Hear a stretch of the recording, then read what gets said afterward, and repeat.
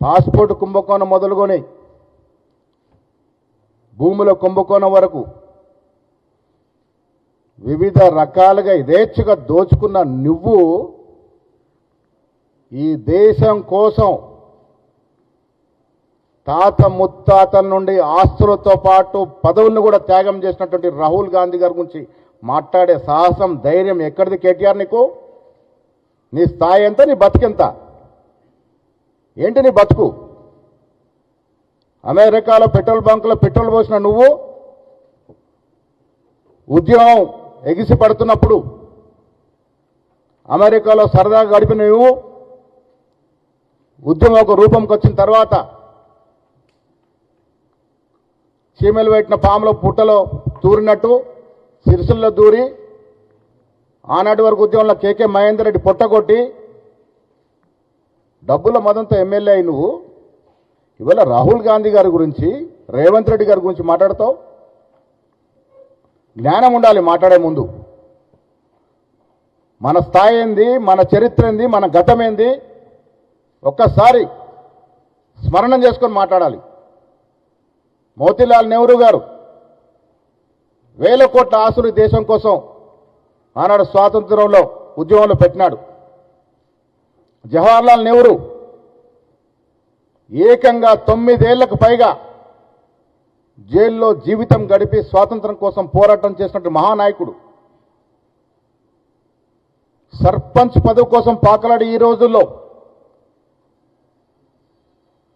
ప్రధానమంత్రి పదవిని త్యాగం చేసినటువంటి ఘనమైన చరిత్ర గాంధీ కుటుంబాంది.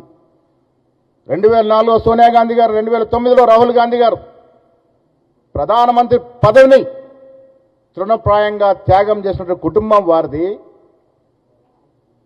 నువ్వు కోన్ కిస్కా బచ్చాగాడివి. నువ్వు రాహుల్ గాంధీ గారి గురించి మాట్లాడుతూ ఉన్నావు. దేశ ప్రజలకి, రాష్ట్ర ప్రజలకి 420 బ్యాచ్ ఎవరో, 420 కుటుంబం ఎవరో అందరికీ తెలుసు. ఆయన వల్ల మాట్లాడిన భాష చూస్తూ ఉంటే ఇలా తెలంగాణలో నేను కూడా ఛానళ్ళు కూడా దాన్ని ప్రసారం చేయడానికి కొద్దిగా వెనుక ముందవుతున్నటువంటి పరిస్థితి.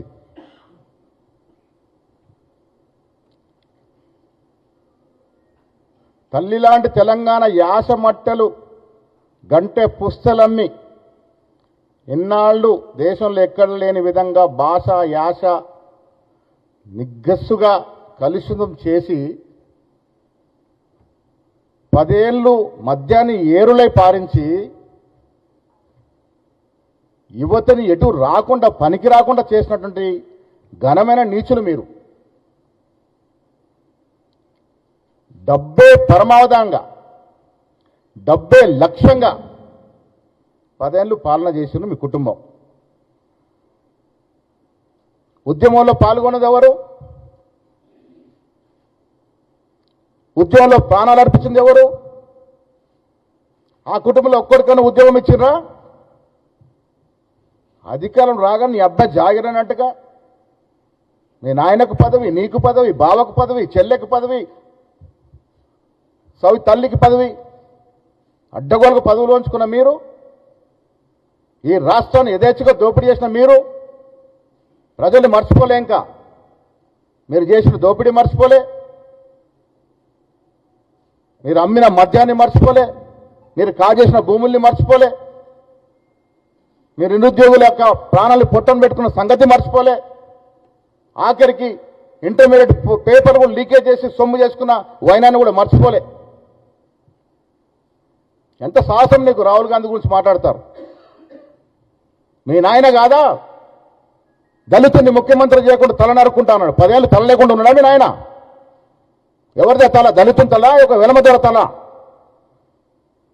తల నరుక్కుంటాను సిగ్గు లేకుండా 10 ఏళ్ళు పాలించినప్పుడు దానికి జవాబు చెప్పి వాళ్ళ దళితుల్ని మోసం చేశారు మీరు. 10 ఏళ్ళు దళిత ముఖ్యమంత్రి అని పదే చెప్పి మీరు ముఖ్యమంత్రి మోసం చేసినారు. బీసీ బంధిస్తాను మోసం చేసినారు. మీరు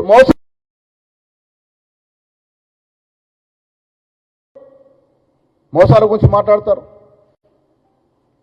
100 ఏళ్లకు పైగా చరిత్ర కాంగ్రెస్ పార్టీ ఈ దేశంలో ఎన్నో చరిత్రాత్మక మలుపులకి శ్రీకారం చుట్టింది కాంగ్రెస్ పార్టీ. జవహర్లాల్ నెహ్రూ, ఇందిరాగాంధీ మొదలుకొని మొన్న మన్మోహన్ సింగ్ వరకు ఎన్నో చరిత్రాత్మక బిల్లులు తీసుకొచ్చింది కాంగ్రెస్ పార్టీ. ఇందిరాగాంధీ సాహసోపేతమైన నిర్ణయాల వల్ల ఒక బంగ్లాదేశ్ అనే కొత్త దేశం రావడమే కాకుండా ఆనాడు బ్యాంకుల జాతీయకరణ కానీ, రాజాభరణుల రద్దు కానీ, సీలింగ్ తీసుకొచ్చి పేదలకు భూములు పంచడం కానీ,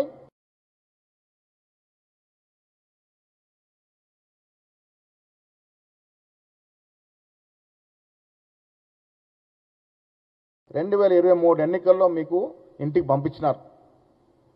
పార్లమెంట్ ఎన్నిక 0 సీట్లు ఇచ్చినా ఇంకా సిగ్గు లేకుండా రాజకీయాల గురించి మాట్లాడుతూ ఉన్నారు. ఏం నైతిక హక్కు ఉంది? నేను ఇవాళ ఈయన భాష మాట్లాడుతుంటే అనుమానం వస్తూ ఉంది. గతంలో రేవంత్ రెడ్డి గారు ఈయనకు వైట్ ఛాలెంజ్ ఇస్తున్నారు. నాకు ఇప్పుడు మళ్ళీ అనుమానం వస్తూ ఉంది. మాదక ద్రవ్యాల ప్రభావం వల్ల ఈ రకంగా మాట్లాడుతున్నారేమో, ఆ మాదక ద్రవ్యాల ప్రభావం ఈయన్ని అట్లా మాట్లాడిస్తుందేమో. ఒక్కసారి మానసిక వైద్యులకి చూపించుకోవాల్సిన అవసరం ఉన్నది. ఈ రకమైనటువంటి భాష, ఈ రకమైనటువంటి కక్ష వచ్చే యువతరానికి మంచిది కాదు. రాష్ట్ర ప్రభుత్వమే ఖర్చులు భరించి వారికి మానసిక వైద్యం చేపించాలనుకుంటా ఉన్నాం. ఈ రకంగా ఇంత దిగజాడు మాట్లాడుతూ ఉన్నారంటే ఒక సామాన్యుడు మాట్లాడిన మాటలు అనిపించట్లే. నాకు అనుమానాలు వస్తూ ఉన్నాయి. ఇవాళ కాంగ్రెస్ పార్టీ గురించి మాట్లాడే ముందు మీ పార్టీ ఎప్పుడు పుట్టింది, అసలు తెలంగాణ ఎట్లా వచ్చింది, తెలంగాణ వచ్చిన రోజున మీ సంఖ్య పార్లమెంట్లో, మీ పార్లమెంట్ సభ్యుల సంఖ్య 2, ఆ 2తో తెలంగాణ వచ్చిందా? ఎన్ని రకాల ప్రయత్నాలు కాంగ్రెస్ పార్టీ ఆనాడు యూపీఏ ప్రభుత్వం చేస్తే తెలంగాణ వచ్చింది. వచ్చిన తెలంగాణ మీరు కబలించేసుకొని ఏదో రాష్ట్రాన్ని ఉద్ధరిస్తారంటే ఇలా 8 లక్షల కోట్లు ఎవడబ్బ సొమ్మని తీసుకొచ్చారు. ఎవరు నెత్తిరపోయా పెట్టిపోయారు వల్ల. ఇవాళ ఈ రాష్ట్రంలో రేవంత్ రెడ్డి గారు, బట్టి విక్రమార్క గారు, కాంగ్రెస్ ప్రభుత్వం మీరు చేసిన అప్పుల్ని మోస్తా ఉంది. మీరు చేసిన 8 లక్షల కోట్ల అప్పుకు వడ్డీ కడతా ఉంది, ఇన్స్టాల్మెంట్ కడతా ఉంది. ఇవన్నీ మర్చిపోయినారా? కల్లాల మీద రైతులు ఎంతమంది చనిపోయినారో మీకు గుర్తుకు లేదా? ఖమ్మం మిర్చి రైతుల యొక్క బాధ, వారు పడ్డ యాస మర్చిపోయినారా? ఇవాళ మీరు కళ్ళాలెంబట తిరుగుకుంటూ డ్రామాలు చేస్తూ ఉన్నారు. వీరికి తోడు బీజేపీ క్విట్ క్రో ప్రో లాగా నువ్వు నాకు ఇది ఇయ్యు, నేను నీకు ఇది ఇస్తా. వీళ్ళు 0 సీట్లు తెచ్చుకొని 8 సీట్లు బీజేపీకి వెళ్ళడం దోహదపడ్డారు. లేకుంటే ఈ రాష్ట్రం 2-3 సీట్ల కన్నా ఎక్కువ గెలిచే పరిస్థితి లేకుండే. ఆ 8 సీట్లు గెలవడానికి వీళ్ళు దోహదపడ్డారు. కాబట్టి సిబిఐకి మనం రాష్ట్ర ప్రభుత్వం రాష్ట్ర దాన్ని అడ్డులు అవుతా ఉన్నారు. పిట్టల దొరలాగా ఆయన బండి సంజయ్ గారు కేంద్ర మంత్రులు మర్చిపోయి ఆయనతో కేసీఆర్ అరెస్ట్ చేయట్లే, కుమ్మక్కైనారు. సిబిఐకి కేసు అప్పచెప్తూ అధికారికంగా ప్రభుత్వం, రాష్ట్ర ప్రభుత్వం అధికారికంగా అసెంబ్లీలో తీర్మానం చేసి పంపింది. 8 నెలలైంది. మీకు సోయలేదు. తుపాకీ మీ చేతిలో ఉంది. మీరు కాల్చ ధైర్యం లేక, కాల్చే సత్తా లేక మా మీద నెపం నొక్కుతారు. వీరు వారు ఒకటే. ఈ రాష్ట్ర ప్రజల్ని మళ్ళీ మభ్యపెట్టే ప్రయత్నం చేస్తా ఉన్నాను. మిత్రులారా, నేను మీ ద్వారా రాష్ట్ర ప్రజలకు విజ్ఞప్తి చేస్తా ఉన్నాను. ఈ రాష్ట్రంలో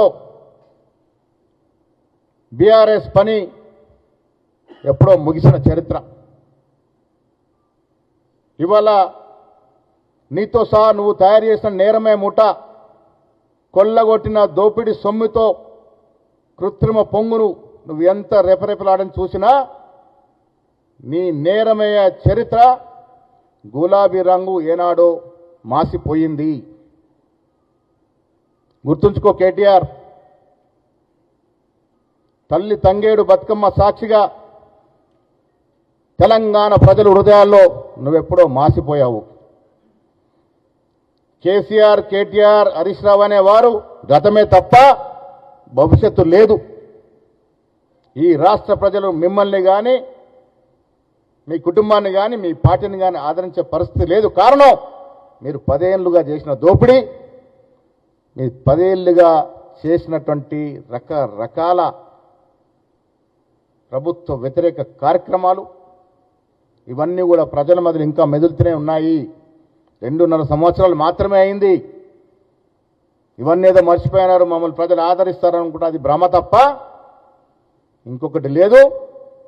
పెద్దల గురించి, ఈ దేశం కోసం త్యాగం చేసిన కుటుంబం గురించి మాట్లాడే ముందు నీ స్థాయి, నీ చరిత్ర, నీ గతం గుర్తు చేసుకుంటే మంచిదనే మాట కూడా నేను కేసీఆర్ కుటుంబ సభ్యులకి మీ ద్వారా వారికి చెప్పాల్సిన చెప్తా ఉన్నాను.